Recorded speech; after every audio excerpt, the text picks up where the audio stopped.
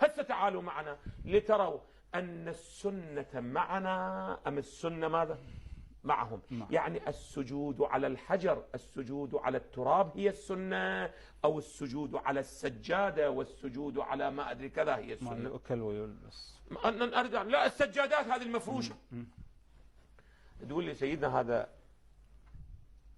وين هذه السنة وين؟ أقول لكم، أريد أنقل لكم من كتاب من؟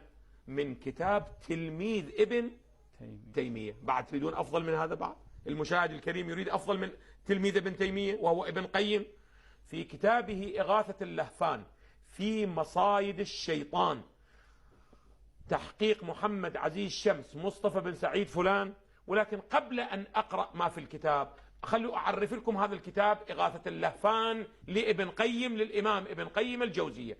هذا كتاب الدرر السنية في الأجوبة النجدية، جمعه عبد الرحمن النجدي، الجزء الثاني صفحة 219.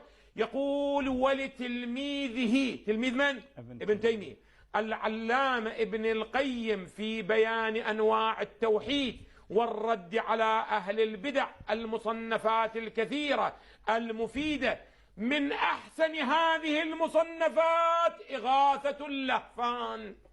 إذن هو رد على أهل البدع. أهل البدع، التفتوا، من أحسن الكتب يا كتاب إغاثة اللهفان. التفتوا لي يا أعزائي، إغاثة اللهفان، إغاثة اللهفان. تعالوا معنا لنرى أن السنة عند رسول الله السنة العملية مو السنة القولية. يعني رسول الله ماذا، على ماذا كان يسجد؟ في صفحة أعزائي 218 ده يعترض على البعض. منه؟ التفت على من ده يعترض منه؟ ابن قيم تلميذ ابن تيمية. يقول: ترى أحدهم لا يصلي إلا على سجادة.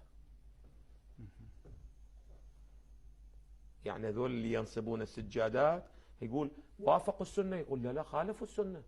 ولم يصلي رسول الله على سجادة قط.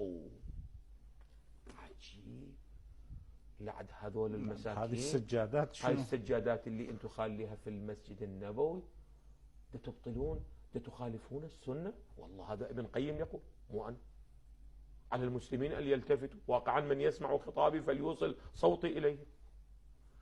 ولم يصلي رسول الله على سجادة قط، ولا كانت السجادة تفرش بين يديه كما الآن عندما يريدون يقفون مباشرة ماذا؟ يفرشون. الوهابية يفرشون سجادة. بل كان يصلي على الأرض، وربما سجد في الطين، وكان يصلي على الحصير. بعد تعالوا معنا في صفحة 268. وقد صلى النبي على حصير قد اسود. فلهذا الآن أتباع مدرسة أهل البيت عندما يذهبون إلى هذه المساجد ماذا يفرحون؟ حصيرة. ومع ذلك يأتي هؤلاء الجلاوزة مولانا ماذا؟ هاي حصيرة يرفعونها. أنا لا أعلم ما هي خلاف السنة. هاي السنة، هاي سنة رسول الله. على حصير قد اسود من طول ما لبس، فنضح له بالماء وصلى عليه، ولم يفرش له فوقه سجادة ولا منديل أبدا.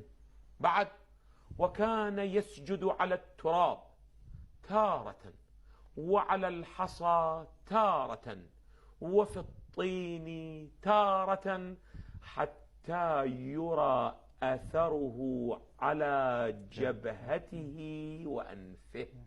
كان يرغم أنفه أين؟ في التراب لله سبحانه وتعالى.